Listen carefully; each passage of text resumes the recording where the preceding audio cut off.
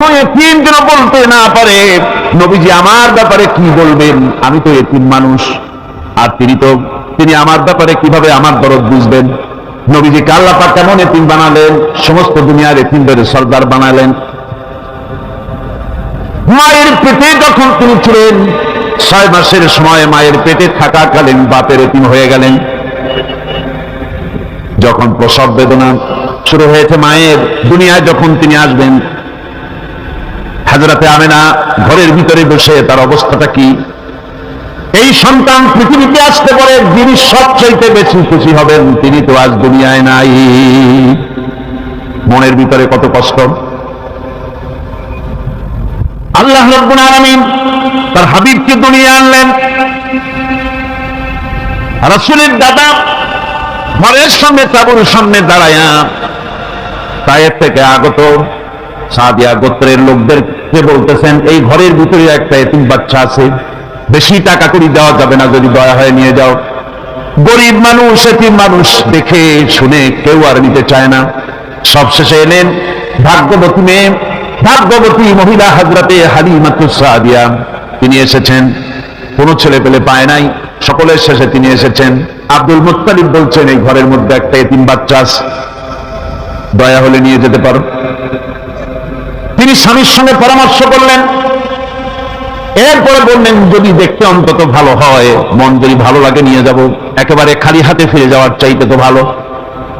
হযরতে হালিমা বলেন, আমি ঘরের মধ্যে প্রবেশ করলাম, মা আমিনার কোল থেকে শিশু মুহাম্মদ সাল্লাল্লাহু আলাইহি ওয়াসাল্লামকে যখন আমি কোলে নিলাম, আমি হুজুরের চেহারার দিকে নজর করে দেখলাম, আমার কাছে মনে হলো যেন পূর্ণিমার চাঁদটা আমার কোলে ধরা দিয়েছে। রাসূল কি শিশু মুহাম্মদ সাল্লাল্লাহু আলাইহি ওয়াসাল্লাম কি যখন নিয়ে বাড়ির দিকে রওনা হলাম, যে গাধা আমার সকলের পেছনে এসেছে সেই গাধা এখন সকলের আগে ছুটে চলে যায়।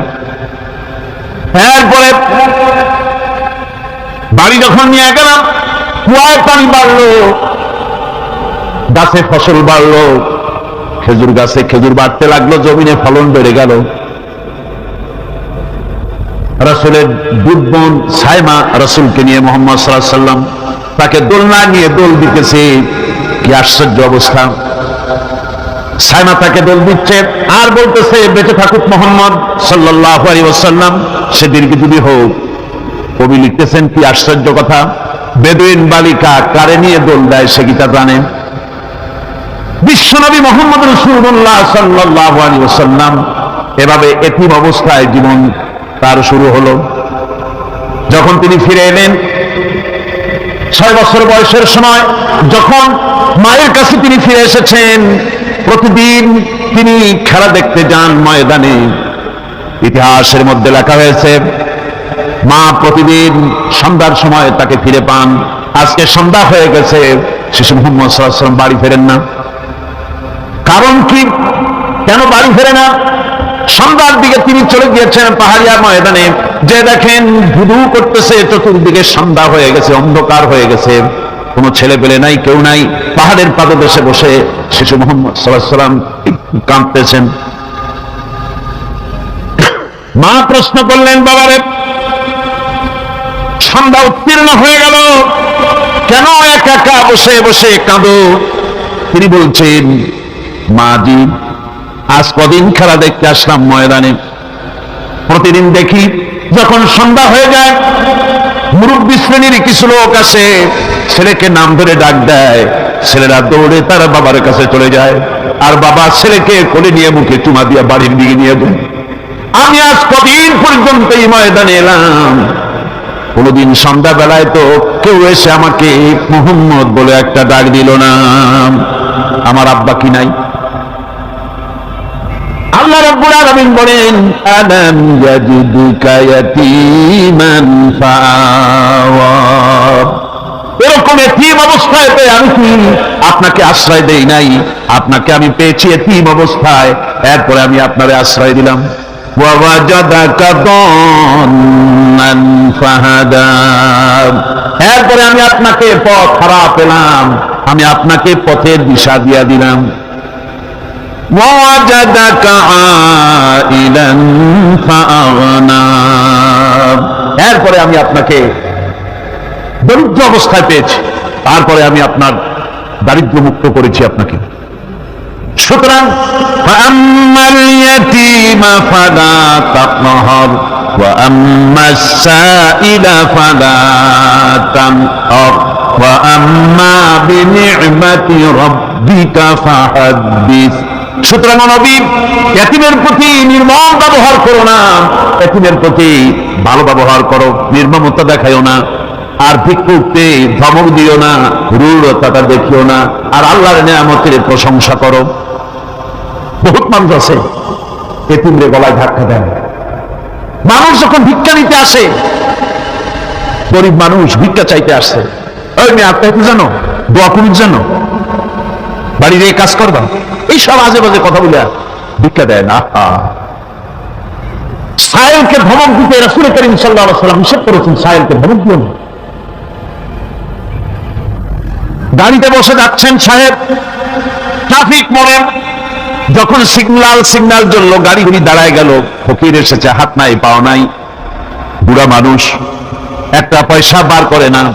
আবার এই মানুষটি ওই ফকিরকে ধমক দিয়া বার করে দিল।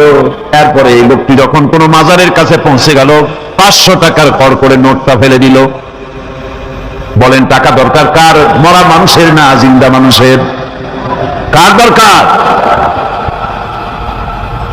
যার টাকা দরকার ছিল তারে দেওয়া হলো না, যার দরকার নাই তারে দেওয়া হলো। এরপরে লোকটা না খেয়ে যখন মারা গেল, পথের ফকির, রাস্তার ফকির, না খেয়ে মারা গেছে।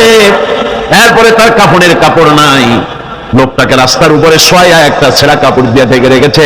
বড় লোকেরা সাহেবেরা তখন গাড়ি দাঁড় করে আর 5 টাকা 2 টাকা করে তার লাশের উপরে মারতেছে। এটা মানবতার এর চাইতে লাঞ্ছনা, মানবতার জন্য এর চাইতে গঞ্জনা আর কিছুই হতে পারে না। মানবতার প্রতি লাঞ্ছনা, এর থেকে আর দুর্নীতি কি হতে পারে? বেঁচে থাকার সময় 1 টাকা আপনি দিলেন না, মরে যাওয়ার পর বিদায় হয়েছে বালাই, এখন দেওয়া শুরু করেছে। আমার বন্ধুগণ, এই জন্য এতিমের প্রতি দরদ করার জন্য আল্লাহ পাক কোরআনের ভিতরে পরিষ্কার বলেছেন।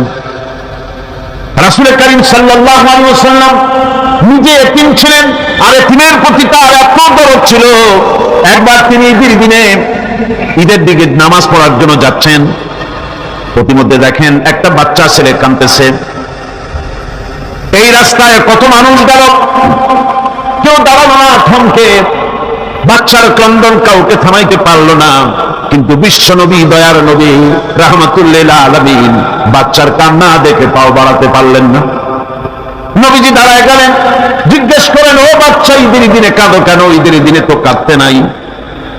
বাচ্চা বলে, তোমার কাছে বলবো না, আমি সেই সকালবেলা থেকে বসে আছি, আমি যদি মক্কার আব্দুল্লাহর পুত্র মুহাম্মদ রাসূলুল্লাহ সাল্লাল্লাহু আলাইহি সাল্লামকে পাই, মনের দুঃখ তার কাছে বলবো। বিশ্ব নবী জমিনের উপরে বসে বললেন, বাচ্চারে কোলের উপরে উঠায় বলেন, বাচ্চা বলো কি তোমার দুঃখ? তুমি যার জন্য বসেছো আমি তো সেই এতিম নবী, কি বলতে চাও?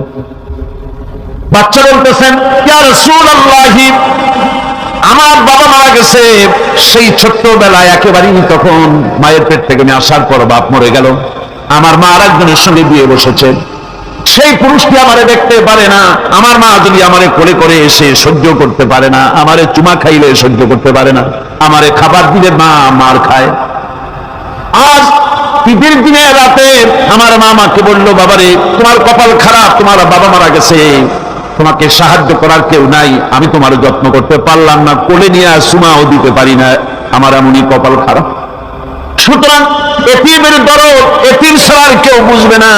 তুমি আজ চলে যাও, ওই রাস্তায়, ঈদের রাস্তায় দাঁড়ায় থাকো, মাঠের রাস্তার পাশে, বিশ্ব নবীর কাছে তোমার দুঃখ বলো, এতিমের দুঃখ তিনি বুঝবেন। আমি মায়ের কথা মতো এই জায়গায় এতক্ষণ বসে আছি, হুজুর আপনি দয়া করে আমার কথা তো আপনার কাছে বললাম, আমার মনের এই দুঃখ। নবীজি বাচ্চার কথা শুনতেছিলেন, চোখ দিয়া পানি পড়তেছিল, বাচ্চাকে বুকের সঙ্গে জড়িয়ে ধরে নবীজি বলেন, ও এতিম, মুহাম্মদ সাল্লাল্লাহু আলাইহি ওয়াসাল্লাম যদি তোমার পিতা হন আর হযরতে আয়েশা যদি তোমার মা হয়ে যায়, বলো তোমার মনের দুঃখ মেটে নাকি? ছেলের দুঃখে কেঁদে উঠলো আর বলল, ইয়া রাসূলুল্লাহ, আপনি যদি আমার পিতা হন আর আয়েশা যদি আমার মা হয়ে যায়, এর থেকে বড় সৌভাগ্যের আমার তো আর কিছুই নাই। নবীজি এতিমকে বাড়ি নিয়ে গিয়ে হযরতে আয়েশার হাতে তুলে দিয়ে বললেন, আয়েশা রে, পবিত্র ঈদের দিনে আল্লাহ রাব্বুল আলামিন তোমার জন্য একটা উপহার পাঠিয়েছেন, এটা যত্ন করো। এতিমের প্রতি দরদ রাখার জন্য আল্লাহ রাব্বুল আলামিন বলেছেন, এতিম, মিসকিন, বিধবা, অসহায় লোক, তাদের প্রতি যাতে করে মুসলিম সমাজ লক্ষ্য রাখে, সেজন্য আল্লাহ পাক নির্দেশ করেছেন। বুখারী এবং মুসলিম শরীফের হাদিসে এসেছে, আসাই আলাল আরমারাত ওয়াল মিসকিন কাসাই ফি সাবিলিল্লাহ। বিধবাদের জন্য, মিসকিনের জন্য কেউ যদি কোনো উদ্যোগ গ্রহণ করে, কেউ কোনো সাহায্য দেয়, জিহাদের ময়দানে জিহাদ করে আল্লাহর রাস্তায় যে সওয়াব পাওয়া যায়, যে মর্যাদা পাওয়া যায় আল্লাহর কাছে, এতিম, মিসকিন, বিধবাকে সাহায্য করলে সেই সওয়াব আল্লাহ রাব্বুল আলামিন আমলনামায় দিয়ে দেন। আমাদের প্রিয় নবী এতিম মিসকিনদের খুবই ভালোবাসতেন তার নিজের চাকর হযরত যায়েদ ও আনাস রাদিয়াল্লাহু তাআলা আনহুকে। সেই সম্পর্কে এখন আলোচনা করা হচ্ছে। তার চরিত্রই প্রমাণ করে নবীদেরকে বায়নাত দেওয়া হয়েছে, এমন চরিত্র আচার আচরণ দেওয়া হয়েছে যাতে করে লোকেরা অভিভূত হয়ে যায়, আকৃষ্ট হয়ে যায়। হযরতে যায়েদ তিনি তো কৃতদাস ছিলেন, হারায় গেলেন বাপ মা থেকে, আর এরপরে কুদরতকারে মুহাম্মদ সাল্লাল্লাহু আলাইহি ওয়াসাল্লামের ঘরে উঠায় দিল। তিনি তখন আল্লাহর নবী, তখন নবুয়তের দায়িত্ব পান নাই। যায়েদের পিতার কাছে খবর হয়ে গেল, যায়েদ আছে রাসূলের বাড়িতে, মুহাম্মদ সাল্লাল্লাহু আলাইহি ওয়াসাল্লামের বাড়ি। মক্কায় দাঁড়াইছে, হুজুরের সঙ্গে দেখা করে বললেন, মুহাম্মদ সাল্লাল্লাহু আলাইহি ওয়াসাল্লাম, জানতে পেরেছি আপনার কাছে আমাদের ছেলে যায়েদ আছে, মেহেরবানি করে তাকে আমাদেরকে ফিরায় দেন। হুজুর বলেন, যায়েদ যদি তোমাদেরকে চিনতে পারে আর যদি যেতে চায়, আমার পক্ষ থেকে কোনো আপত্তি নাই, অবশ্যই যাবে। তবে যায়েদ যদি যেতে না চায়, আমি এমন লোক নই যে কেউ আমার কাছে থাকতে চাইলে আমি জোর করে তাকে ছেড়েও দিতে পারি না, আমি তেমন লোক নই। পিতা বললেন, আপনি অবশ্যই যুক্তিপূর্ণ কথা বলেছেন। হযরতে যায়েদ জানা হলো। হুজুর বললেন, তুমি কি চেনো এদেরকে? যায়েদ বললেন, চিনি, ইনি আমার বাবা, উনি আমার চাচা। যায়েদের পিতা বলেন, বাবারে বাড়ি চলো, তোমার মা কেঁদে কেঁদে হয়রান, চলো বাড়ি যাই, বাড়ি যা কিছু আছে সব তোমাকে ফিরিয়ে দেওয়া হবে। হযরতে যায়েদ বলতেছেন, পিতা বাড়িতে যাচ্ছি তাই শুদ্ধ, তামাম দুনিয়াটা যদি আমারে দেওয়া হয়, এই লোকটির কাছে থেকে যে ব্যবহার পেয়েছি, আমি এই লোকের কদম ছেড়ে যেতে পারি না। তার চরিত্রই প্রমাণ করে তিনি নবী কি ব্যবহার পেয়েছেন। হযরত আনাস রাদিয়াল্লাহু তাআলা ছোট মানুষ, 8 বছর বয়সের সময় হুজুরের খাদেম হয়ে হুজুরের বাড়িতে আসলেন। আচ্ছা, 8 বছর বয়সের কিশোর ভুল তো করতেই পারে, গরম পানি চাইলে ঠান্ডা পানি এনে দেবে, স্যান্ডেল চাইলে জুতো আনবে, বিছানা বিছাইতে বললে উঠাই দেবে, এটা স্বাভাবিক। কিশোর মানুষ, ছোট মানুষ। এবার শোনো, বায়নাত কারে বলে? নবীদের বায়নাত আল্লাহকে দিয়েছেন, সেটা কি জিনিস? সেটা হলো উন্নত মানের চরিত্র, তার ব্যবহার, ওঠা বসা যা দেখলে মানুষ বুঝতে পারে তিনি আল্লাহর নবী। হযরতে আনাসের মুখে শুনুন, হযরতে আনাস রাদিয়াল্লাহু তাআলা বলেন, একাধিক ক্রমে টানা 10টি বছর রাসূলের খেদমতের ভিতরে নিয়োজিত ছিলাম। 10টি বছরের ভিতরে একটা দিনের জন্য নবীজি আমাকে ধমক দিয়ে কথা বলেন নাই। ধমক দিলেন না আমাদের, এটা করছো কেন, এটা করো নাই কেন? সুবহানাল্লাহ বিহামদিহি। গোটা পৃথিবী সমস্ত মুমিন মুসলমানদের, পুরুষ আর নারীদের জীবন, কলিজা, রক্ত রাসূলের কদম মোবারক উৎসর্গ হয়ে যায়। মহান রব্বুল আলামিনের কাছে তার হাবিব রাসূলুল্লাহ সাল্লাল্লাহু আলাইহি ওয়াসাল্লামের ছিল বিশেষ মর্যাদা। আসুন আমরা সে সম্পর্কে আলোচনা শুনি। আমার ভাইরা, রাসূল পাক সাল্লাল্লাহু আলাইহি ওয়াসাল্লাম আল্লাহর নবী এমন এক মহান সত্তা ছিলেন যে তিনি দোয়া আল্লাহর দরবারে হাত উঁচু করতে দেরি আছে, কিন্তু দোয়া কবুল হতে দেরি নয়। হিজরত করে মদিনায় এসেছেন, নামাজ পড়তে দিন চায়, কাবা শরীফের দিকে ফিরে যদি নামাজ পড়তে পারতাম দিলটা বড় ভালো লাগতো। কিন্তু হাত উঁচু করে মোনাজাত করতেছেন না, আল্লাহর কাছে বলতেছেন না যে আল্লাহ তুমি আমার কিবলাটা বাইতুল মুকাদ্দাস থেকে ফিরাইয়া মক্কা শরীফে বাইতুল্লাহ দিকে ফিরাইয়া দাও, মুখেও বলতেছেন না, মনেও না, শুধু আকাশের দিকে বারবার তাকাচ্ছেন, মোনাজাত করেন নাই, মনে মনে আশা পোষণ করতেছেন যদি এমন একটা ওহী নাযিল হয়ে যেত। আল্লাহ রাব্বুল আলামিন সঙ্গে সঙ্গে রাসূল যোহরের নামাজ পড়তেছিলেন, 2 রাকাত পড়া হয়ে গেছে, এমন সময় ওহী নাযিল হয়ে গেল, قد نرى تقلب وجهك في السماء, নবী আমি দেখতে পেয়েছি বারবার আপনি আকাশের দিকে তাকাচ্ছেন, সুবহানাল্লাহ, আমি দেখতে পেয়েছি। فلنولينك قبلة ترضاها فول وجهك شطر المسجد الحرام। আর দেরি নাই, আপনার মনের আশা পুরো হয়ে গেছে, এক্ষুনি আপনার কিবলা পরিবর্তন করুন। হুজুর 2 রাকাত পড়েছিলেন বাইতুল মাকদাসের দিকে ফিরে, বাকি 2 রাকাত তিনি মক্কা শরীফের কাবা শরীফের দিকে ফিরলেন। আজও পর্যন্ত সেই মসজিদ আছে, সাক্ষ্য দিচ্ছে নবীর কথা কিভাবে মঞ্জুর হয়। মসজিদে কিবলা তাই মদিনা মুনাওয়ারায় সে মসজিদ আজও আছে। রাসূল পাক সাল্লাল্লাহু আলাইহি ওয়াসাল্লাম এত বড় মর্যাদা সম্পন্ন ব্যক্তিত্ব, মহান ব্যক্তিত্বের উম্মতের মধ্যে আল্লাহ আমাদের শামিল করেছেন। শুকরিয়া স্বরূপ আমরা পড়ি আলহামদুলিল্লাহ, জোরে সোরে পড়েন আলহামদুলিল্লাহ। আমার ভাইরা, মর্যাদা এত বেশি আল্লাহ রাসূলকে আল্লাহ রাব্বুল আলামিন দান করেছেন। এই পৃথিবীতে কোন মানুষের সঙ্গে যদি আপনি বেয়াদবি করেন, তিনি আপনার বাপ হোক, তিনি আপনার মা হন, অথবা আপনার উস্তাদ হন, অথবা আপনার পীর হন, যে কেউ হোক না কেন, কারোর সঙ্গে যদি কোনো বেয়াদবি হয়ে যায় তো শুরু একটা বেয়াদবি ছাড়া আর কিছুই না। কিন্তু নবীজির সঙ্গে যদি কেউ বেয়াদবি করে, সেটা শুধু বেয়াদবি থাকে না, কুফরি হয়ে যায়। কি হয়ে যায়? কুফরি হয়ে যায়। রাসূলুল্লাহকে কেউ তাওহীন করলে, অসম্মান করলে, সমালোচনা করলে কাফের হয়ে যায়। যেমন কি হয়ে যায়? কত বড় মর্যাদা! রাসূল পাক সাল্লাল্লাহু আলাইহি ওয়াসাল্লাম তার সামনে সাহাবায়ে কেরাম বসা, হুজুর কথা বলছেন, সাহাবায়ে কেরাম তারাও কথা বলছেন। কথা বলতে বলতে এক পর্যায়ে সাহাবীদের গলার আওয়াজ বড় হয়ে গেল, হুজুরের গলার আওয়াজ শোনা যায় না, সাহাবীদের গলার আওয়াজটা বড় হয়ে গেল। আল্লাহ রাব্বুল আলামিন এতটুকু বরদাস্ত করলেন, আমার নবীর গলার আওয়াজের চাইতে তোমাদের আওয়াজ বড় হলো কেন? সঙ্গে সঙ্গে ওহী নাযিল হয়ে গেল। আল্লাহ রাব্বুল আলামিন বলেন, ইয়া আইয়ুহাল্লাযীনা আমানু লা তারফাউ আসওয়াতাকুম ফাওকা সাওতিন নবী।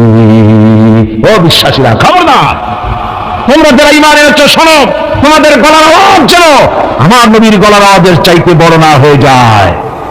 যদি তা হয়, আন তাহবাতা আমালুকুম, জীবনের সমস্ত ভালো কাজগুলো আমি আল্লাহ বরবাদ করে দেব।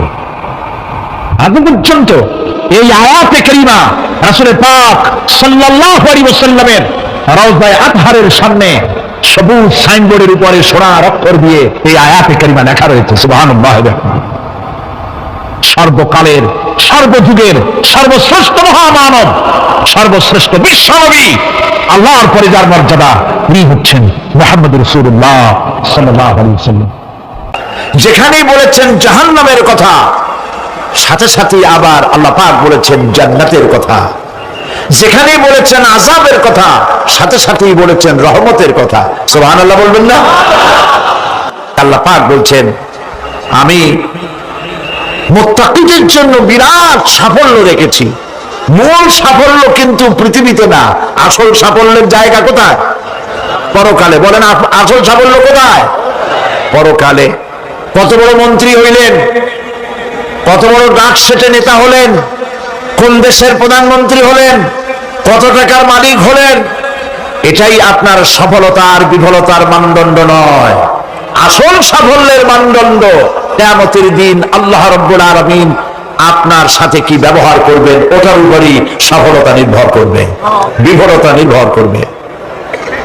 প্রিয় ভাই সব, কিয়ামতের সাফল্য শুধুমাত্র মুত্তাকিদের জন্য। কাদের জন্য বলুন? মুত্তাকিদের জন্য। আরবি ভাষায় তাকওয়া বলে একটি শব্দ আছে। এই তাকওয়া শব্দের অর্থ হচ্ছে বিরত থাকা, বেঁচে চলা, সতর্ক হওয়া এবং সাবধানে চলাফেরা করা। এটার নামই হচ্ছে তাকওয়া। একটিমাত্র জিনিস যদি মানুষের মধ্যে থাকে, সে মানুষটি ফেরেশতার চাইতে বেশি মর্যাদা সম্পন্ন হয়ে যায়, আর ওই জিনিসটি না থাকলে পরে শয়তানের চাইতে লোকটি নিকৃষ্ট হয়ে যায়। বলেন তো জিনিসটার নাম কি?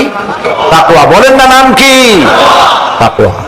এই তাকওয়া দিয়েই, এই তাকওয়া যার ভিতরে সৃষ্টি হয় সে ভালো কাজ করার জন্য উৎসাহিত হতে পারে। এই জন্য আল্লাহ রাব্বুল আলামিন বলেছেন ফাত্তাকুল্লাহা মাস্তাতাতুম, আল্লাহ পাককে ভয় করো, যতটা ভয় করা সম্ভব অতটাই ভয় করো।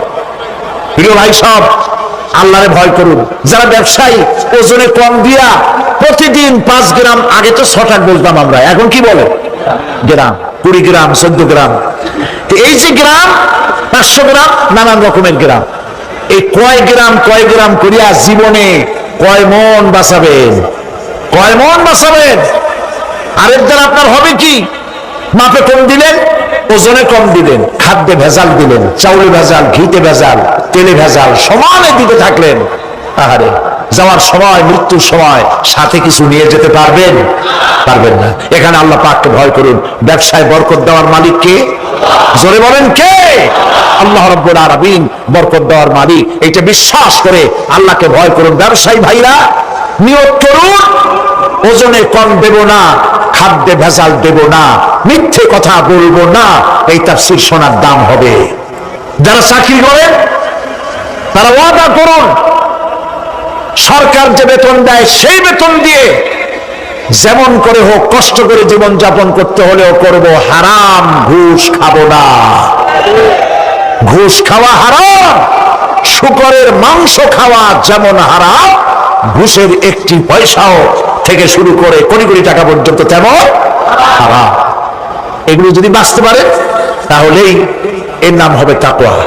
এটাকে আপনাকে বুঝতে হবে এইভাবে।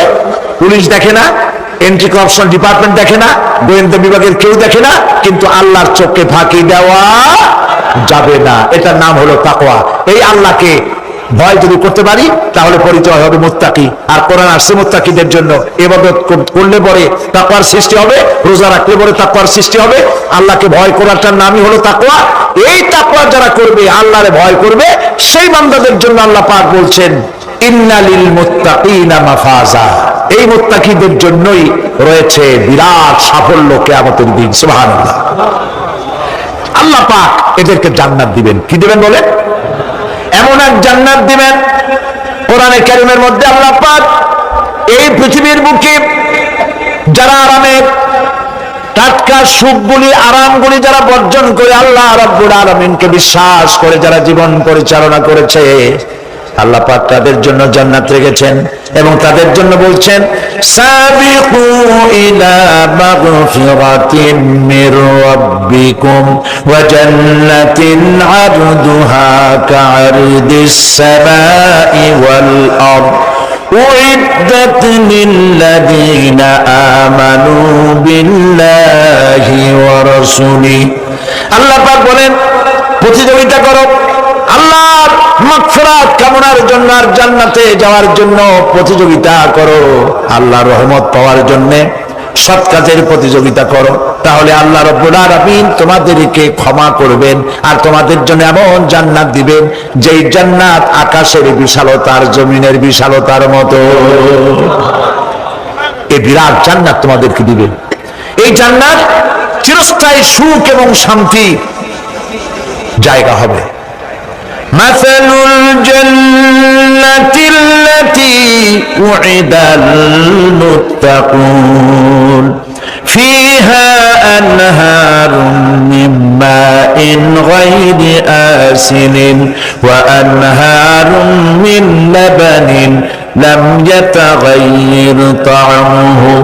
আল্লাহ পাক বলছেন জান্নাত আল্লাহ পাক ওয়াদা করেছেন মুত্তাকিদের জন্য। আল্লাহ পাক জান্নাত দিবেন যে জান্নাতের ভেতরে রয়েছে মধুর প্রস্রবণ, রয়েছে দুধের প্রস্রবণ, রয়েছে সেখানে স্বচ্ছ পানীয় পানির প্রস্রবণ রয়েছে। এই সুন্দর জান্নাত, ঝর্ণা ধারা আল্লাহ পাক সৃষ্টি করেছেন, বাগ বাগিচা দিয়ে ভরে রেখেছেন জান্নাত। সেই জান্নাতে জান্নাত হবে এয়ার কন্ডিশন, রোদ্রের তাপ হবে না সেখানে, রোদ্রের খরতাপ হবে না সেখানে, ঠান্ডার প্রচন্ডতা থাকবে না। কিরকম হবে জায়গাটা? আল্লাহ পাক বলছেন মুত্তাকিনা আলাল আরাইকি লা ইয়ারাউনা ফিহা শামসান ওয়ালা জামহারিরা ওয়াদানিয়াতান আলাইহিম যিলালুহা ওয়া দুল্লিলাত কুতুফুহা তাযলিলা। আল্লাহ পাক এমন জান্নাত রেখেছেন, সেই আল্লাহ পাক সেই জান্নাতের ভিতরে জান্নাতীরা ঠেস লাগায়া মুখোমুখি অবস্থায় তারা সেখানে বসবে, আর জান্নাতীদের মনের মধ্যে কোনো দুঃখ থাকবে না, পেরেশানি থাকবে না। পৃথিবীতে মানুষের দুঃখ থাকে, পেরেশানি থাকে, সেখানে কোনো দুঃখ আর পেরেশানি থাকবে না। সেই জায়গাটা হবে শীতাতপ নিয়ন্ত্রিত, না শীত না গরম, চির বসন্ত বিরাজ করবে। জান্নাতীরা সেখানে থাকবে। এই সুন্দর জান্নাত আল্লাহ পাক রেখেছেন মুত্তাকীদের জন্য। সুবহানাল্লাহ। কাফেরদের জন্য জান্নাত হয়েছে, জাহান্নাম হবে চিরকাল। খালিদিনা ফিহা আবাদান, চিরকাল কাফেররা জাহান্নামে থাকবে। সর্বশেষ যে ব্যক্তি জাহান্নাম থেকে মুক্তি লাভ করবে তাকে আল্লাহ পাক বলবেন, ফেরেশতাদেরকে বলবেন, আমার ফেরেশতারা আমার এই বান্দাকে জান্নাত এবং জাহান্নামের মাঝখানে রেখে দাও। জান্নাত এবং জাহান্নামের মাঝখানে লোকটি যখন থাকার জায়গা পাবে, সে জান্নাতের দিকে তাকায়া দেখবে আর কাঁদতে থাকবে। আল্লাহ পাক জিজ্ঞেস করবেন, বান্দারে যুগের পর যুগ ধরে জাহান্নামে কেঁদেছো, আমি রব্বুল আলামিন জাহান্নাম মাফ করে দিয়া জান্নাত জাহান্নামের মাঝখানে রেখে দিয়েছি, আযাব থেকে তো বেঁচে গেছো, এখন কাঁদো কেন? লোকটি বলবে, রব্বুল আলামিন কান্দি এই কারণে, জাহান্নাম থেকে মাফ করেছো, তোমার শুকরিয়া আদায় করি। জান্নাত তো আমার কপালে নাই, কিসমতে নাই, কিন্তু জান্নাত আমি এখান থেকে দেখতে পাচ্ছি। জান্নাতের সুঘ্রাণ আমার নাকে আসতেছে, কপালে নাই যাওয়ার।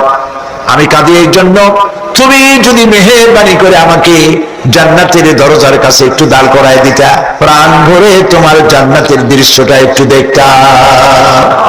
আল্লাহ পাক তার আরজি পূরণ করবেন, বলবেন যাও।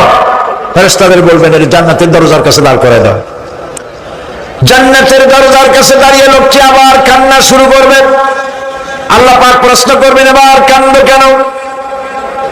লোকটি বলবে, রব্বুল আলামিন কান্দি এই কারণে, জান্নাতের এই দরজায় দাঁড়ায়া জান্নাতের অফুরন্ত নেয়ামত কিছুই ভালো করে দেখা যায় না, শুধু অল্প জায়গা দেখি। যদি তুমি আমারে দয়া করে জান্নাতের মাঝখানে দাঁড় করায় দিতা, চতুর্দিকে তাকায়া তাকায়া দেখা কলিজারে ঠান্ডা বানাইতাম। তবে আমি ওয়াদা করি, জান্নাতের কোনো নাজ নেয়ামত, কোনো ফল আমি খাবো না, ধরবো না, সইব না। একটুখানি মেহেরবানি করে মাঝখানে দাঁড় করায় দাও, জান্নারে ঠান্ডা করি। আল্লাহ রব্বুল আলামিন ফেরেশতাদের বলবেন, আমার এই বান্দারে জান্নাতের মাঝখানে দাঁড় করাইয়া দে। আল্লাহর নবী বলেন, জান্নাতের মাঝখানে দাঁড়িয়ে লোকটি আগের চাইতে আরো জোরে চিৎকার মেরে কাঁদতে থাকবে। আল্লাহ পাক বলবেন, বান্দারে কি হলো তোর? দরজার কাছে আসতে চাইছো, আইনা দিলাম। আবার এবার মাঝখানে আসতে চাইছো, তাও এনে দিয়েছি, আবার কান্দো কেন? লোকটি বলবে, রব্বুল আলামিন এবার কান্দি এই জন্যে, তুমি যখন দয়া করে একটিবার জান্নাতের মাঝখানে এনে আমাকে দাঁড় করায় দিয়েছো, তুমি রহমান রহিম গফুরুর রহিম, এই জান্নাত থেকে আবার আর বাইর করে দিও না। আল্লাহ রাব্বুল আলামিন বলবেন, ও আমার বান্দারে, আমার এই জান্নাত তোর খুব পছন্দ হয়েছে নাকি? লোকটি বলবে, রব্বুল আলামিন কলিজা ঠান্ডা হয়ে গেছে, ভাবতেও পারি না এই জান্নাত এত সুন্দর। আল্লাহ পাক বলবেন, বান্দারে এরকম একটি নয়, দুইটা নয়, তোর জন্য আমি 10টা জান্নাত এরকম রিজার্ভ করে রাখছি। সুবহানাল্লাহ। আল্লাহ পাককে ভয় করে পৃথিবীর সমস্ত পাপ থেকে যারা নিজেকে রক্ষা করবে, আল্লাহ তাদের জন্য এই জান্নাত রেখে দিয়েছেন। সুবহানাল্লাহ। সেই জান্নাতের রিসিপশন আপনারা আন্দাজ করতে পারবেন না, রিসিপশন কারে কয়। কি এর প্রধানমন্ত্রী আর প্রেসিডেন্ট, 4-5টা পুলিশ আর আর্মি এসে একটা ঠক করে সেলুট মারলো, বাস শেষ হয়ে গেল, এরকম না। জান্নাতীদেরকে রিসিপশন দেওয়া হবে। জান্নাতীরা যখন আল্লাহর হুকুমে জান্নাতের দিকে যেতে লাগবে, আর যখন জান্নাতের কাছে চলে যাবে আল্লাহ রাব্বুল আলামিন শোনায় দিচ্ছেন হাত্তা ইযা জাউহা ফুতিহাত আবওয়াবুহা ওয়া ক্বালা লাহুম খাজানাতুহা সালামুন আলাইকুম তিবতুম ফাদখুলুহা খালিদিন। সুবহানাল্লাহ। জান্নাতীরা যখন জান্নাতে প্রবেশ করার দরজার মুখোমুখি হবে দ্বার রক্ষীগণ তখন বলবে সালামুন আলাইকুম, আল্লাহর শান্তি তোমাদের উপরে বর্ষিত হোক। সুবহানাল্লাহ। দুনিয়ার চাক্কা চাক্কা সুখগুলি দুই পা দিয়ে ঠেলে দিয়েছো, চাক্কা সুখগুলি গ্রহণ করো নাই, হারাম খাও নাই, আল্লাহর দ্বীন কায়েমের জন্য রক্ত দিয়েছো, জীবন দিয়েছো, কষ্ট করেছো, আল্লাহকে ভয় করেছো, আমাদের সালাম গ্রহণ করো, জান্নাতের মধ্যে ঢুকে যাও চিরকালের জন্য। সুবহানাল্লাহ। আর বাইর হওয়া লাগবে না, চিরকাল এই জান্নাতের মধ্যে তোমরা বসবাস করতে পারবে, আল্লাহ রাব্বুল আলামিনের ফেরেশতারা বলে দিবে। হাদিসে কুদসির ভিতরে এসেছে, আল্লাহ পাক বলেছেন কোন বান্দা যদি আমার দিকে এক বিগত অগ্রসর হয়, আমার রহমত তার দিকে এক হাত এগিয়ে যায়। কোন বান্দা যদি আমার দিকে হেঁটে আসে, আমার রহমত তার দিকে দৌড়ায় যায়। বান্দা যখন আল্লাহর দরবারে দুহাত উঁচু করে চোখের পানি ফেলে দেয়, মুসলিম শরীফের হাদিসের ভিতরে এসেছে গভীর রাত্রে, রাতের তৃতীয় অংশে আল্লাহ রাব্বুল আলামিন প্রথম আকাশে আসেন আর ডেকে বলেন, পৃথিবীতে আছো নাকি কেউ গুনাহ করে জীবন বরবাদ করে দিয়েছো, আমার কাছে মাপ চাও। ঋণগ্রস্ত আছো, অসুস্থ আছো, অপমানিত আছো, কে আছো মাজলুম, আমাকে ডাকো, আমার কাছে বলো, আমি ডাকে সাড়া দেব, জীবনের আশা পূরণ করে দেব। ওই সময় যেই সমস্ত লোকেরা কান্দে তাহাজ্জুদের নামাজ পড়ে, আল্লাহ জিজ্ঞেস করেন ফেরেশতারা, অমুক অমুক দেশে অমুক অমুক বান্দারা কান্দে কেন? ফেরেশতারা বলে, রব্বুল আলামিন তুমি তো ভালো করে জানো। আল্লাহ বলেন, জানি, তবুও তোমাদের মুখে শুনতে চাই। তারা বলে, রব্বুল আলামিন তোমার এই বান্দা গুনাহ করেছি, গুনার জন্য মাপ চায়, জাহান্নাম থেকে বাঁচতে চায়। আল্লাহ পাক বলেন, ফেরেশতারা আমার এই বান্দারা আমারে দেখেছে নাকি? বলে দেখে নাই। বলে আমার দোজখ দেখেছে নাকি? বলে না, তাও দেখে নাই। আমার বেহেশত দেখেছে নাকি? বলে না, তাও দেখে নাই। আল্লাহ পাক বলেন, ফেরেশতারা সাক্ষী দাও, ওরা আমাকে দেখে নাই, আমার বেহেশত দোজখ কিছুই দেখে নাই, শুধুমাত্র আমার নবীর কথা, আমার কোরআনের কথা বিশ্বাস করে আরামের ঘুমকে হারাম করে যেভাবে তারা কাঁদতেছে, সাক্ষী থেকে যাও ফেরেশতারা, আমার রহমতের দরিয়ায় জোশ মেরেছে, আমার ওই ক্রন্দনরত বান্দাগুলিকে আমি আল্লাহ মাফ করে দিলাম।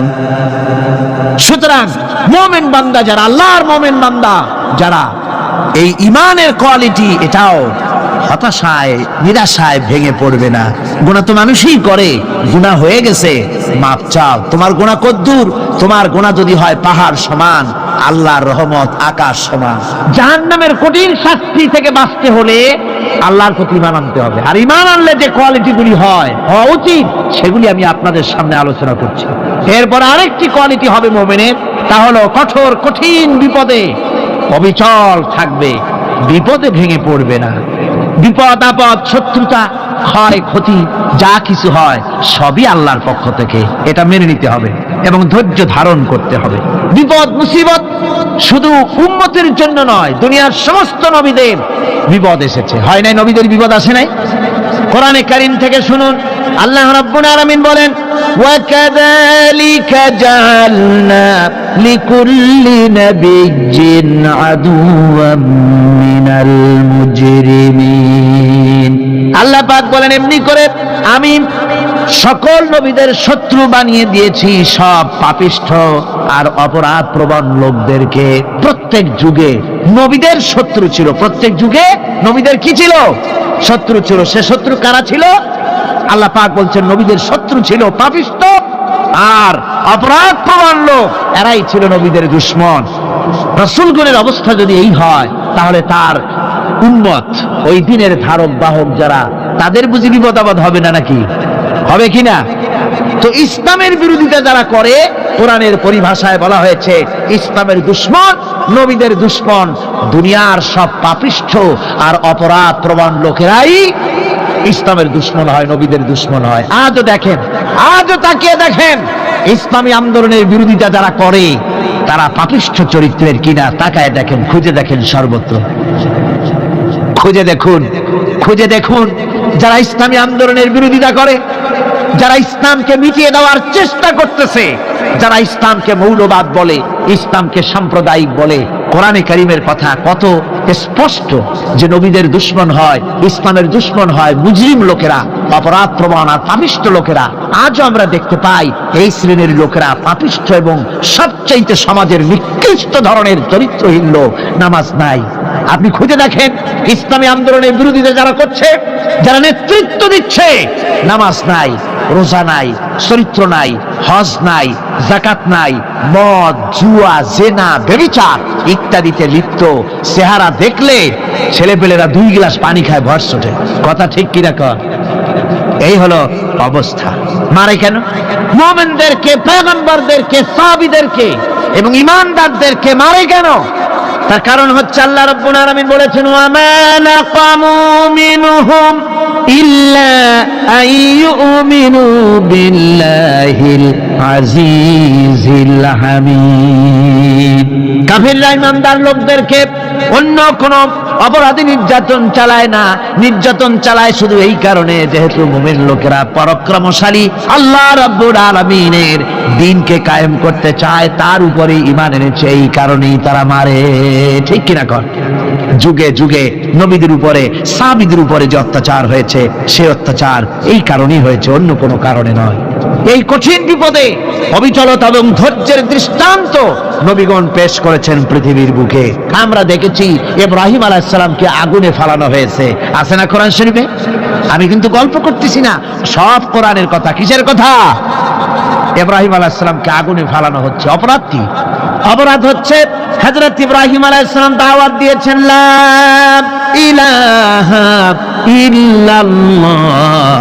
জোরে পড়েন, লা ইলাহা ইল্লাল্লাহ, লা ইলাহা লা ইলাহা ইল্লাল্লাহ মুহাম্মাদুর রাসূলুল্লাহ। হযরত ইব্রাহিম আলাইহিস সালাম দ্বীনের দাওয়াত দিয়েছেন, এক আল্লাহর দাওয়াত দিয়েছেন, ঈমানের দাওয়াত দিয়েছেন। আর কোন অপরাধ ছিল না। নমরুদ সহ্য করতে পারলো না। কোরআনে কারীমের মধ্যে সব কথাগুলি আল্লাহ পাক এই জন্য বিধৃত করেছেন, এই জন্য কোরআনে কারীমের মধ্যে সব কথা উঠায় দিয়েছেন, যাতে করে মুমিনেরা বিপদ আসলে পরে যেন ঘাবড়ে না যায়। ইব্রাহিম আলাইহিস সালামকে আগুনে ফেলানো হচ্ছে। ফেরেশতা বলছে, ইব্রাহিম তোমারে আগুনে ফেলায় দাও, হতেছে আমার কাছে সাহায্য চাও, আমার কাছে ক্ষমতা আছে, আগুনগুলো উঠাইয়া নমরুদের বংশ জ্বালায় দেব। হযরত ইব্রাহিম ফেরেশতার কাছে সাহায্য চাইছিলেন নাকি? তিনি বললেন, ফেরেশতা তোমার কাছে সাহায্য কেন চাইব? আমি তো এমন কোন অন্ধ আল্লাহর ইবাদত করি না যেই অন্ধ স্রষ্টা তার গোলামের দুঃখ দুর্দশা না দেখেন। আমি তোমার কাছে সাহায্য চাইব না। হযরত ইব্রাহিম আলাইহিস সালাম পাস করলেন। কি বলেন, পাস করছেন না? ঈমানের পরীক্ষায় পাস। আগুনের মধ্যে হযরত ইব্রাহিমকে যখন ফেলানো হচ্ছে, রব্বুল আলামিন আগুনের প্রতি নোটিশ করে দিলেন, ইয়া নার কুনি বারদাও ওয়া সালামান আলা ইব্রাহিম। আগুন আমার ইব্রাহিমের জন্য শান্তিদায়ক, ঠান্ডা হয়ে যা। এখন কি আর আগুনের বাপের ক্ষমতা আছে ইব্রাহিমকে পোড়ানো? আর ক্ষমতা নাই। আমার বন্ধুগণ, ইব্রাহিম আগুনের ভিতরে আরামে বসে আছেন, আর ওদিকে নমরুদ বসে বসে দেখতেছে দূর থেকে। ইব্রাহিম তো জ্বলে না, গায়ের মধ্যে আগুন জ্বলে গেল। ডাক দিয়া কয়, আগুন তোর হলো কি? কেন জ্বালাইতে পারিস না আমার দুশমন রে? হলোটা কি তোর? তোর কি জ্বালানোর শক্তি বন্ধ হয়ে গেল নাকি? আগুনের ভিতর থেকে জবাব এলো, নমরুদ রে, আমার ভিতরে জ্বালানোর শক্তি আছে কি নাই যদি প্রমাণ করতে চাও, টেস্ট করতে চাও, তুই নিজে আয়, তোরে শুদ্ধ তামাম দুনিয়া জ্বালাই দিতে পারি, ইব্রাহিমের এক গাছা পশমও জ্বালাই দিতে পারি না। তার কারণ হচ্ছে আমি হচ্ছি মাখলুক, আল্লাহ হচ্ছেন খালিক। আল্লাহ আমাকে বলেছেন না জ্বালাতে, তুমি 1000 বার বললেও আমি ইব্রাহিমকে জ্বালাইতে পারবো না। কোরআনে কারীমে ঘটনা বলে মুমিনদেরকে সাহস দেওয়া হচ্ছে, মুমিনেরা দ্বীনের কাজ করতে গিয়ে বিপদ আবাজ আসবে, ইমানের দাবি হলো বিপদ আসবে, আর বিপদ আসলে ঘাবড়ায় যেও না, মুসিবতে পড়ে চিন্তায় পেরেশানে হয়রান হয়ে যেও না। বিশ্বকবি আল্লামা ইকবাল কি সুন্দর করে বলেছেন, আজ ভি হোক জু বিরাহিম কা ইমা पैदा आग कर सकती है एक अंदाज गुलिस्तां पैदा। ইব্রাহিমের ইমান যদি আজিও কোথাও হয় বিদ্যমান, করতে পারেন অগ্নিকুণ্ডে খুবসুরত এক গুলিস্তান। আজও যদি আগুনের ভিতরে কোন নমরুদ কোন ইব্রাহিমকে যদি ফেলে দেয়, আল্লাহ রাব্বুল আলামিন আজও আগুনকে ফুলের বাগান বানায়া দিবেন। সুবহানাল্লাহ। সামান্য স্যান্ডেলের ফিতা গাছা যদি ছেড়ে যায়, মানুষের কাছে চাইও না, আল্লাহ রাব্বুল আলামিনের দরবারে হাত পাতো, রব্বুল আলামিন তোমার স্যান্ডেল কেনার পয়সা জুগিয়ে দেবেন। জোরে বলেন সুবহানাল্লাহ। যা দরকার তার কাছেই চাও, হাত তার কাছেই পাতো। ওই যে সম্রাট শাহজাহানের কথা আমি আপনাদেরকে শুনাই, ফকির একটা ঘুরতেছে সারাদিন। এক লোক বলছে যে আপনি এত, হে ফকির তুমি এরকম করে ঘুরছো সারা জীবন, বুড়া হয়ে গেছো খয়রাত করতে করতে, ছোটবেলা থেকে তোমার ভিক্ষা করতে দেখি, আর কতকাল ভিক্ষা করবে? হয় পর্বটা কি? যে বাচ্চার কাছে যেতে পারবে, বাচ্চার কাছে গেলে এমন ভাবে দিবে, অনেক দিবে, নিয়ে কুড়াইতে পারবা, তোমার আর জীবনে ভিক্ষা করা লাগবে। ফকির চলে গিয়েছে, কোথায় পাবো বাচ্চারে? দেখো মসজিদে পাবা। এখন তিনি নামাজ চলে গিয়েছে সেখানে, তাই মসজিদের বারান্দায় দাঁড়ায় দেখে সম্রাট শাহজাহান হাত পেতে মোনাজাত করতেছেন, চোখের থেকে পানি পড়ে দাড়ি ভিজে ভিজে পড়ে। মোনাজাত শেষ করে বাচ্চা যখন বাইরে নেমেছেন, তখন ফকির তাকে সালাম দিয়ে চলে যাবে। বাচ্চা বলছেন, তুমি আমাকে সালাম দিয়ে চলে যাচ্ছ, তুমি তো ভিক্ষুক, আমার কাছে তো সমস্ত ভিক্ষুকই আমার কাছে চায়, ভিক্ষুক তো ভালো, ধনীরাও আমার কাছে চায়, তুমি ভিক্ষুক মানুষ আমার কাছে তুমি চাইলে না, সালাম দিয়ে চলে যাও। ফকির বলতেছেন, যা পানা সত্যি কিছু চাইতে এসেছিলাম, কিন্তু আমি আপনাকে দেখার পরে আমার চিন্তার পরিবর্তন হয়ে গেছে। আমি তাকিয়ে তাকিয়ে দেখলাম মসজিদের ভেতরে আমি চাইতে এসেছি দিল্লির সম্রাট শাহজাহানের কাছে। যেই সম্রাট, দিল্লির সম্রাট যার কাছে আমি চাইতে এসেছি, আমি তো দাঁড়ায় আছি কান্দি না, কিন্তু আমি দেখতেছি যার কাছে আমি চাইতে এসেছি তিনি যেন আবার কোন সম্রাটের কাছে আমার চাইতেও দারুণ ভিক্ষুকের মতো হয়ে চোখের পানি ফেলে ভিক্ষা চাইতেছে। মনে মনে ভাবলাম, মানুষের কাছে ভিক্ষা চাইবো না কোনদিন আর। বাদশা কান্দে, যেই বাদশার কাছে ওই সম্রাটের সম্রাট রাজা ধীরাজ আল্লাহর কাছে ছাড়া কারো কাছে জীবনে আর হাত পাতবো না। হযরত আবু হুরায়রা রাদিয়াল্লাহু তাআলা আনহু একবার রাসূল করিম সাল্লাল্লাহু আলাইহি ওয়াসাল্লামের দরবারে কাঁদতেছিলেন। হুজুর জিজ্ঞেস করলেন, আবু হুরায়রা তুমি কাঁদো কেন? হুজুর, হযরত আবু হুরায়রা বলেন, হুজুর আমার মা আমাকে মেরেছে, আমি সেই জন্য কাঁদতেছি। হুজুর বলেন, মা তোমাকে মারলো কেন? কোনো বেয়াদবি করেছো নাকি? তিনি বললেন, না কোনো বেয়াদবি করি নাই, তবে মারলো কেন? হযরত আবু হুরায়রা বলেন, হুজুর আমার মা হচ্ছেন মুশরিকা, আমার মা কাফের। আমি অনেক রাত হয়েছিল বাড়ি ফিরতে, আমার মা জিজ্ঞেস করলো এত রাত কোথায় ছিলি? আমি বললাম, মা তাম পৃথিবী যে কদম মোবারক চুমতে পারলে নিজেকে ধন্য মনে করে, আমি সেই রাসূলের দরবারে ছিলাম, আসতে দেরি হয়ে গেছে। ইয়া রাসূলুল্লাহ, আপনার নাম শোনা মাত্র আমার মায়ের গায়ে আগুন জ্বলে গেল, সহ্য করতে না পেরে আমাকে মায়ের আরম্ভ করে দিল। বলল, আবু হুরায়রা হয় আমার বাড়ি ছাড়বি, না হয় মুহাম্মদ সাল্লাল্লাহু আলাইহি ওয়াসাল্লামের ঘর ছাড়বি, কোনটা করবি কর। আমি বললাম, মা তোমার গায়ে যত শক্তি আছে সমস্ত শক্তি দিয়ে তুমি আমাকে প্রহার করো, আমি তামাম তোমার বাড়িটা সুদ্ধা তামাম দুনিয়া ছেড়ে দিতে পারি, কিন্তু রাসূল পাক সাল্লাল্লাহু আলাইহি ওয়াসাল্লামের কদম মোবারক ছাড়তে পারি না। ভাইরা আমার, হযরতে আবু হুরায়রা কাঁদতেছেন। আল্লাহর নবী বলেন, তুমি কাঁদো কেন? তোমার মা তোমাকে মেরেছেন, আমি এখানে কি করব? এখানে তো আমি কোনো দখল আন্দাজ করতে পারি না, আমি কি করতে পারি? এখানে ইন্টারফেয়ার তো আমি করতে পারি না, মা তোমারে মেরেছে। হযরত আবু হুরায়রা বলেন, ইয়া রাসূলুল্লাহ, মায়ের বিরুদ্ধে কোনো নালিশ করার জন্য আপনার কাছে আমি আসি নাই। বলে, কেন এসেছো? হযরত আবু হুরায়রা বলেন, হুজুর এসেছি এই জন্যে, আমি জানি আপনি যদি আল্লাহর দরবারে কোনো ব্যাপারে দোয়া করেন, আল্লাহ রাব্বুল আলামিন তা মঞ্জুর করে নেন। আপনি মেহেরবানি করে আমার মায়ের হেদায়েতের জন্য আল্লাহর কাছে দোয়া করুন। হুজুর সাল্লাল্লাহু আলাইহি ওয়াসাল্লাম দুই হাত উঁচু করলেন, বললেন, আল্লাহুম্মা আল্লাহুম্মা ইহদি উম্মা আবি হুরায়রা, আয় আল্লাহ আবু হুরায়রার মাকে তুমি হেদায়েত নসিব করে দাও। এই দোয়া রাসূল করতেছেন। হুজুরকে দোয়ার মধ্যে ফেলে রেখে আবু হুরায়রা দৌড় আরম্ভ করেছে বাড়ির দিকে। পেছন থেকে কয়েকজন সাহাবী তারা দৌড়ে গেল। আবু হুরায়রা দৌড়ায় কেন? এত ভদ্র মানুষ, কোন সময় কারোর সাথে রাগারাগি করে না, দৌড়ায় কেন? নিশ্চয়ই কোনো বিপদ বুঝি হয়ে গিয়েছে। পিছন থেকে জামা টেনে ধরেছে। কি হয়েছে, দৌড়াও কেন? হযরত আবু হুরায়রা বলেন, আমার জামা ছেড়ে দাও, আমাকে দৌড়াতে দাও। আমি দৌড়াইয়া বাড়ি পৌঁছে গিয়ে দেখতে চাই আমি আগে দৌড়ে বাড়িতে গেলাম না নবীজির দোয়া আমার আগে আমার বাড়ি পৌঁছে গেল। কোনটা হলো আমি সেটা দেখতে চাই। হযরত আবু হুরায়রা দৌড়াতে দৌড়াতে ঘরের কাছে গিয়ে নক করেছে। ভিতর থেকে আওয়াজ এলো, কে? কিছুক্ষণ পর মা আমার বেরোলেন, মাথার চুল দিয়া পানি পড়তেছে, বুড়া মানুষ। মা আমার কাছে এসে বলল, বাবা তোমাকে মারার পর আমি বড় অনুতপ্ত হয়েছি, মনে মনে অনুশোচনা করেছি, আরে আমার ছেলে তো কোনো খারাপ জায়গায় যায় নাই, কোনো খারাপ মানুষের কাছে যায় নাই, মারলাম কেন? বড় অনুতপ্ত হয়ে গেছি আমি। এই অনুশোচনা করে আমি এই মাত্র গোসল করেছি, আমাকে নিয়ে চলো তুমি বিশ্ব নবী রাসূলুল্লাহর দরবারে। আমার ভাইরা, রাসূল পাক সাল্লাল্লাহু আলাইহি ওয়াসাল্লাম আল্লাহর নবী এমন এক মহান সত্তা ছিলেন যে তিনি দোয়া আল্লাহর দরবারে হাত উঁচু করতে দেরি আছে, কিন্তু দোয়া কবুল হতে দেরি নাই। কুতুবে সুবহানী শেখ মুহিউদ্দিন আব্দুল কাদের জিলানী রাহমাতুল্লাহ আলাইহি তিনি বলেছেন, মুনাজাত করতে গিয়ে আবেগে বলেছেন, রব্বুল আলামিন তুমি যদি দয়া করে আমাকে জান্নাত দাও, আর তোমাকে যদি আমি না পাই, তুমি যদি আমার সঙ্গে দেখা না করো, আমারে যদি কথা না বলো, তাহলে এই জান্নাত আমার কোনো লাভ নাই। আর আমাকে যদি জাহান্নাম দিয়ে দাও, আর মাঝে মধ্যে তুমি যদি জিজ্ঞাসা করো মহিউদ্দিন কেমন আছো, তাহলে এই জাহান্নাম আমার জন্য বেহেশত হয়ে যাবে।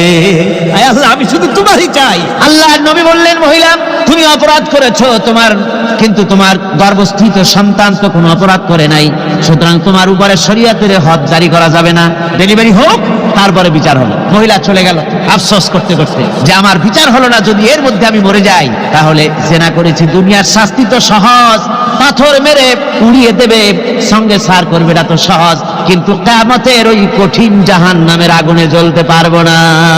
মহিলাটি সন্তান ডেলিভারির পরে মহিলা চলে এসেছে রাসূলের কাছে, হুজুর এই সে আমার বাচ্চা ডেলিভারি হয়েছে, আপনি মেহেরবানি করে আমার উপরে হদ জারি করেন, শাস্তি দেন।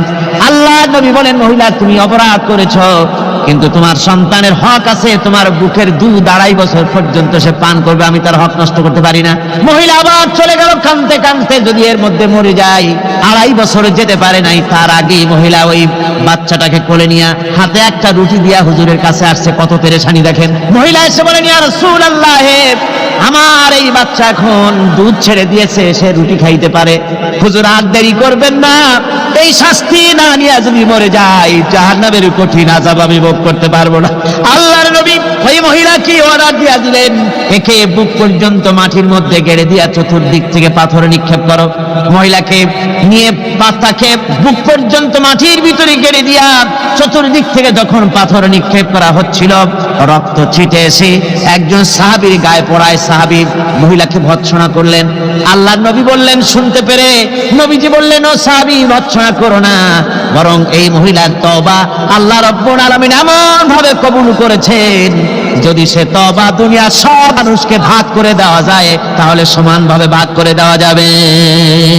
60,000 সৈন্য তাদের অশ্ব নিয়ে, তাদের উষ্ট্র নিয়ে, তাদের মালপত্র নিয়ে, জাহাজের সামান নিয়ে শ্রাবণের খরস্রোতা নদী, উত্তাল তরঙ্গমালায় ভরা নদীর উপর থেকে এই সাহাবীরা পাড়ি দিয়ে ওপার চলে গেলেন। ওপার যাওয়ার পরে হযরতে সাদ বলছেন, তোমাদের কেউ কি হারায় গেছে নাকি? সবাই এদিক ওদিক তাকায় খোঁজ করে বলল, মানুষ তো দূরের কথা, একটা উট আর ঘোড়াও একটাও হারায় যায় নাই।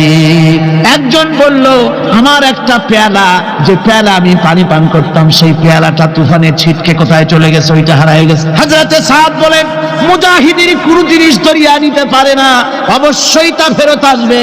এই কথা তিনি বলতেছিলেন, হঠাৎ করে দরিয়ার কিনারে একটা আওয়াজ হলো, দেখা গেল তুফানের ভিতরে সেই হারানো বাটিটা তাদের মধ্যে ফিরে এসেছে।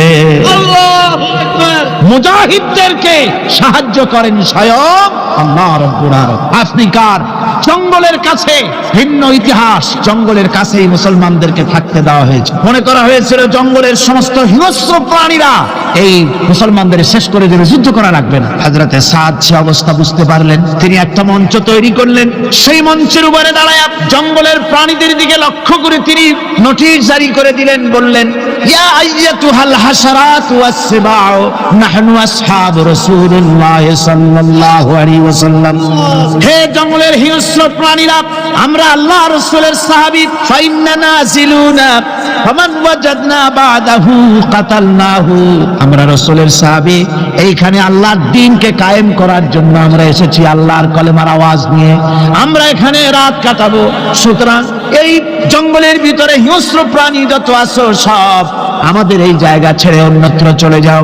আফ্রিকার জঙ্গলি মানুষেরা চিন্তা করলো, মানুষের কথা কি জঙ্গলি প্রাণীতে শোনে না, কি পাগলে কয় কি? তারা তাকায় তাকায় দেখলো হযরতে সাদের এই ঘোষণার পরে বাঘের কাতারে বাঘ, সিংহের কাতারে সিংহ, সাপের কাতারে সাপ, যার যার ডিম আর বাচ্চাগুলি মুখে কামড়ায়া সাহাবীদের এলাকা ছেড়ে দিয়ে তারা অন্যত্র চলে গেল। আমার মুসলমান ভাইরা, এই ছিল মুসলমানদের ইতিহাস। দ্বীন প্রতিষ্ঠা করার কাজে মুসলমান এগোলে আল্লাহই মদত করেন। কে মদত করেন? একবার একজন দরবেশ সাহেব রাস্তা দিয়ে যাচ্ছেন, প্রতিমধ্যে তিনি দেখতে পেলেন নদী থেকে এক কলসি পানি নিয়ে এক যুবতী সুন্দরী মেয়ে রাস্তা বেয়ে যেতেছে। দরবেশ সাহেব দাঁড়ায় গেলেন আর ওই যুবতীর দিকে এক নজরে তাকায় আছেন, চোখে পলক দেয় না। এরপরে যুবতী থমকে দাঁড়ায় গেল। আধা বুড়া মানুষ, দাড়ি অর্ধেক পাইকে গেছে, দেখতে দেখায় খুব বুজুর্গ মানুষ, কিন্তু রাস্তায় আমার একা পায়া এমনি করে তাকিয়ে আছে আর চোখ দিয়েও তো পানি পড়ে। ব্যাপারটা কি? দরবেশ কান্দে কেন? প্রতিমধ্যে আমাকে একা পেয়ে দরবেশ কাঁদে কেন, তাকিয়ে আছে কেন? মহিলার চিন্তা জাগলো। শেখ সাদী রহমতুল্লাহ আলাইহি ঘটনা লিখেছেন, বাংলা এক কবিতার অনুবাদ করেছেন। একদা সুখদায়ক প্রমোদা বদন দর্শন করি মম ঝরিল নয়ন, হেসে কহে সেরূপসী সবিস্ময় মন, কহ দেখে মহাশয় কহ কি কারণ, বিষয়ে বিরাগী তুমি ভুবনে প্রচার, কি হেতু জন্মিল তব মানস বিকার। যুবতী মেয়েটি বলছে, ওগো দরবেশ সাহেব, হুজুর সাহেব, আমি একটা যুবতী মেয়ে লোক, রাস্তায় আমাকে একা পেয়ে আপনি আমার দিকে তাকায় আছেন আর কাঁদতেছেন। এই বৃদ্ধ বয়সে ভীমরতি হলে কেন? আমাকে দেখে কাঁদেন কেন আর এক নজরে কেন তাকায়ছেন? কারণটা কি? কি কুমতলব আছে? দরবেশ সাহেব বলছেন, হেসে কহিলাম বালে করহ শ্রবণ, নেত্র ঝরে তবু হেতু ভেব না এমন। হে রূপসী মেয়ে, তোমার জন্য আমি কান্দি, একথা একবারও চিন্তা করো না। যে শিল্পী রচিল এই সুধাংশু বদন, তাহার তরে ঝরে নেত্র নয়নে জীবন। তোমার প্রেম পাওয়ার জন্য তোমাকে দেখে লোবাতুর এবং কামুক হয়ে তোমার দিকে তাকায় কান্দি, একবারও ভেব না। আল্লাহর কসম, আমি কাঁদতেছি তোমার এত সুন্দর স্বাস্থ্য আর চেহারা যে আল্লাহ রাব্বুল আলামিন বানায় দিলেন, না জানি সেই আল্লাহ কত সুন্দর। হযরত নূহ আলাইহিস সালামের জামানায় 40 দিনের বন্যা। এই বন্যার পরে জাহাজ যখন নেমে গেল, তখন তিনি মনে মনে ভাবলেন, আমি তো জোড়ায় জোড়ায় করে সমস্ত প্রাণীগুলি আর মানুষগুলি, কিছু কিছু মানুষ যারা ঈমান এনেছিল তাদের জাহাজে উঠাইছে, কিন্তু একটি বুড়ি আমার উপরে ঈমান এনেছিল আর আমি তার ওয়াদা করেছিলাম সাথে করে নিয়ে যাব, আমি তো তার কথা ভুলে গিয়েছি। অনুশোচনা এলো। জাহাজ থেকে নেমে চতুর্দিকে লক্ষ্য করলেন, মানুষ নাই, জনপদ নাই, সব শেষ হয়ে গেছে। পাহাড় পর্বত কাঠ হয়ে পড়েছে, বিল্ডিং গুলি শেষ হয়ে গিয়েছে, কোন জনপদে কোনো প্রাণী নাই, প্রাণী বলতে কিছুই নাই। হঠাৎ দূরে দেখতেন একটা কুড়ে ঘরের মতো দেখা যায়। ভাবলেন, এত বড় বন্যার ভিতরে কুড়ে ঘর কেমনে থাকলো? আস্তে করে হেঁটে গেলেন কুড়ে ঘরের কাছে। ভেতরে মানুষ আছে বলে মনে হলো। বাইরের থেকে প্রশ্ন করলেন, ভিতরে কে? জবাব এলো, আমি এই ঘরের মালিক, আমি এক বুড়ি বিধবা এক মহিলা। আপনি কে? তিনি বললেন, আমি হচ্ছি এই জামানার পয়গম্বর হযরত নূহ আলাইহিস সালাম। বুড়ি বলছেন, আমারও ধারণা তাই, আপনি আমাকে ওয়াদা করেছিলেন বন্যা হলে পরে, বন্যার আভাস যখন আপনি পাবেন আমাকে আপনি সাথে করে জাহাজে উঠায় নিয়ে দিবেন। আমার মনে হয় বন্যা কবে হবে সেই খবর দেওয়ার জন্য আপনি এসেছেন। হযরত নূহ আলাইহিস সালাম সিজদায় পড়ে কাঁদতে লাগলেন, বললেন রব্বুল আলামিন তোমার কুদরত বোঝার ক্ষমতা আমার নাই। 40 দিন পর্যন্ত পানির ভিতরে মানুষ কেমনে জীবিত রইল? আল্লাহ পাক শোনালেন, বিপদ যখন এলো তুমি তোমার উম্মতকে ভুলে যেতে পেরেছো, ভুলে গিয়েছো, কিন্তু আমি রব্বুল আলামিন রহমানুর রহিম, আমি আমার বান্দিরে ভুলি নাই। পানির স্রষ্টা আল্লাহ, পানির ভিতরে তিনি বাঁচাতে পারেন, আবার তিনি আগুনের ভিতরে বাঁচাতে পারেন, সব কিছু করতে পারেন, সমস্ত ক্ষমতা আল্লাহ পাকের।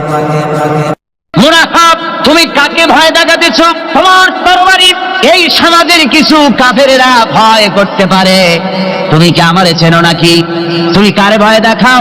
তাম পৃথিবীর সমস্ত কাফেরদের উপরে আল্লাহ রাব্বুল আলামিন আমাকে বাঘ বানায় পাঠিয়েছেন। তরবারি দিয়ে প্রমাণ হবে। মুনাফিক বলে তুমি আঘাত করো, কয় না, আক্রান্ত হলে বলে তারপরেই জবাব দেব। এরপরে মুনাফিক আঘাত হানতে লাগলো। হযরত আলী সমস্ত রণকৌশল দিয়ে আঘাতগুলি তিনি ফিরিয়ে দিতে লাগলেন। এরপরে হযরতে আলী বলছেন, মুনাফিক এবার তৈরি হও আমার আঘাত সহ্য করার জন্য। হযরত আলী জুলফিকার তুলে আঘাত করলেন। এক আঘাতেই দেখা গেল মুনাফিকের মাথা থেকে শুরু করে শরীর টুকরা হয়ে গিয়া হযরত আলীর তরবারির মুঠা পর্যন্ত মাটির ভিতরে গেড়ে গিয়েছে। দুর্গ দখল হয়ে গেল।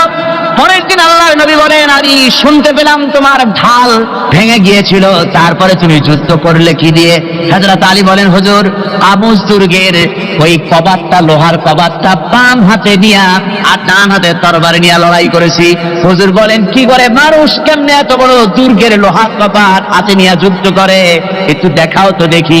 হযরত আলী গতকালকের মতো বাম হাত দিয়ে ধরেছেন, নাড়াতে পারেন না। এবার ডান হাত দিয়ে ধরেছেন, নাড়াতে পারেন না। ডান আর বাম দুই হাত দিয়া সমস্ত শক্তি দিয়ে এমন জোরে টান বেড়েছেন, প্রতিটি লোমকূপের গোড়া থেকে ঘাম বেরিয়ে এসেছে, এক চুলো নড়াতে পারেন নাই। হযরত আলীর মুখখানা মলিন হয়ে গেছে লজ্জায়। হযরত আলী রাদিয়াল্লাহু তাআলা আনহু লজ্জা পেয়ে গেছেন।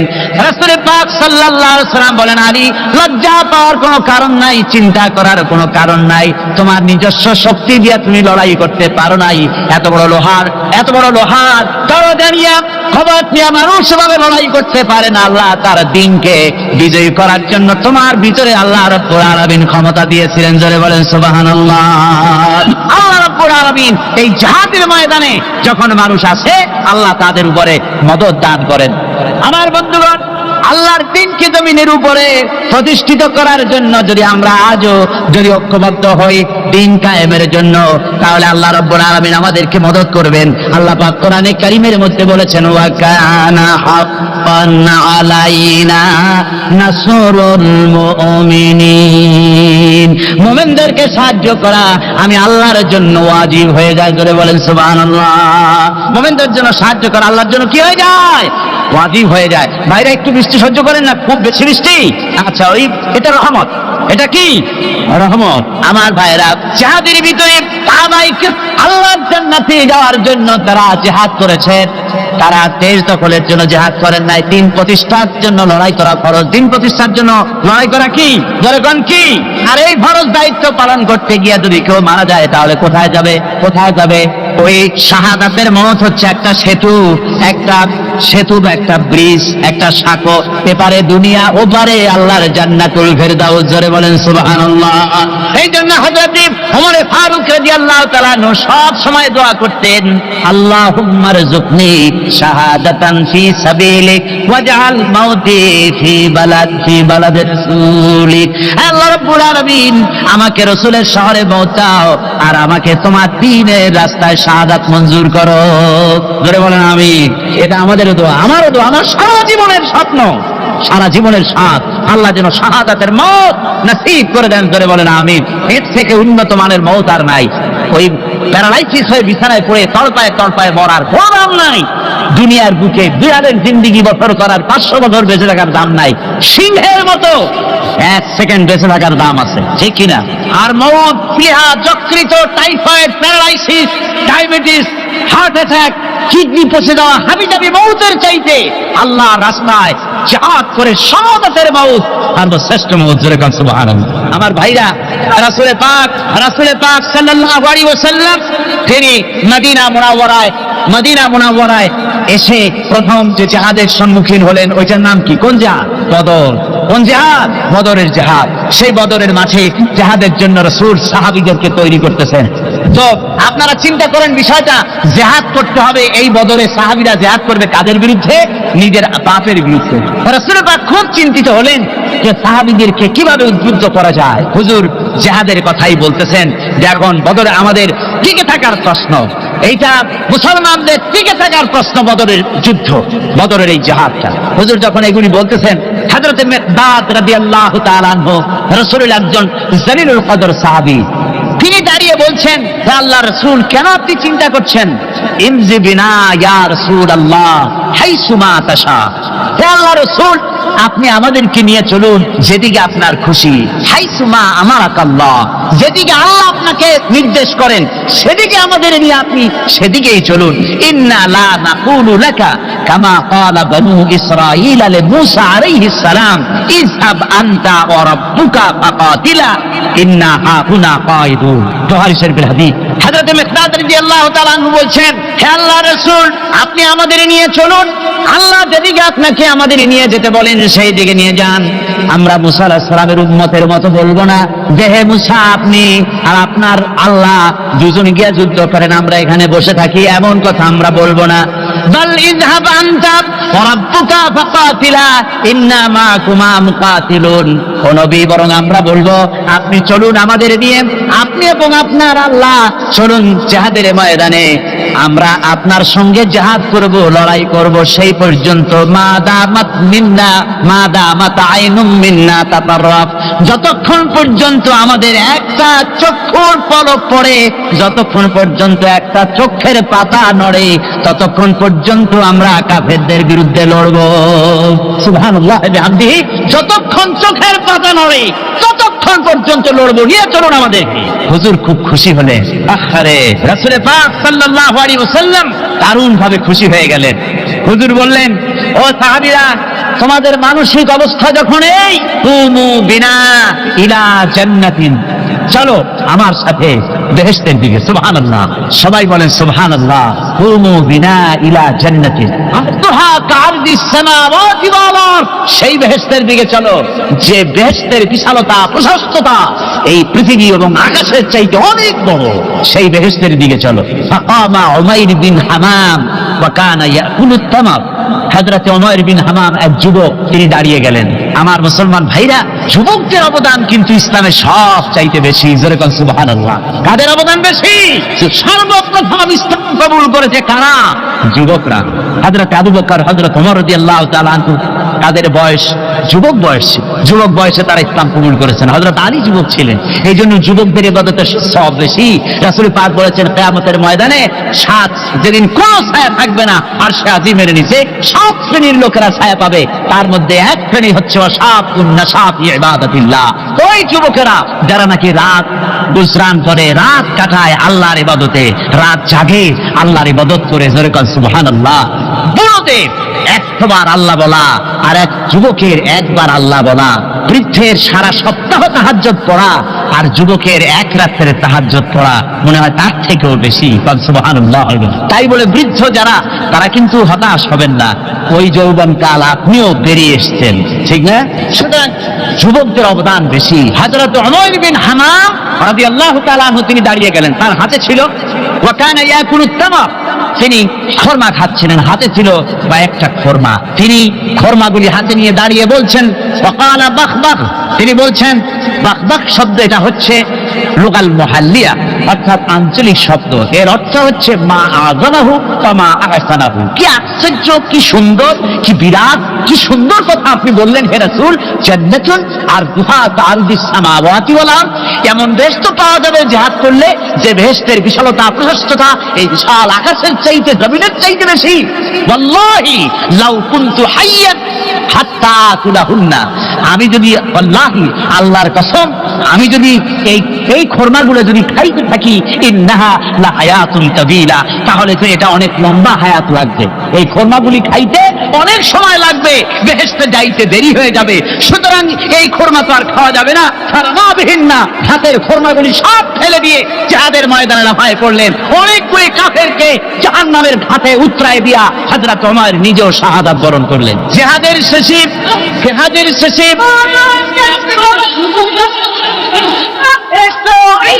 জিহাদের শেষে শহাদায়ে বদরের সমস্ত শহীদদের লাশ এক জায়গায় এনে সাহাবীরা বললেন, হে আল্লাহ রাসূল, আপনি যখন জান্নাতের বর্ণনা দিতেছিলেন তখন যে যুবকটা খোরমা খেতেছিল আর জান্নাতের আশায় হাতের খোরমা ফেলে দিয়েছিল, যেই খোরমাগুলি খাইতে গেলে তো সময় লাগবে অনেক, বেহেশতে যেতে দেরি হয়ে যাবে, এই কথা মনে করে হাতের খোরমা ফিকে ফেলে জিহাদের ময়দানে এসে শাহাদাত বরণ, যে যুবকটি জিহাদ করেছিল তার লাশে সেও শাহাদাত বরণ করেছে।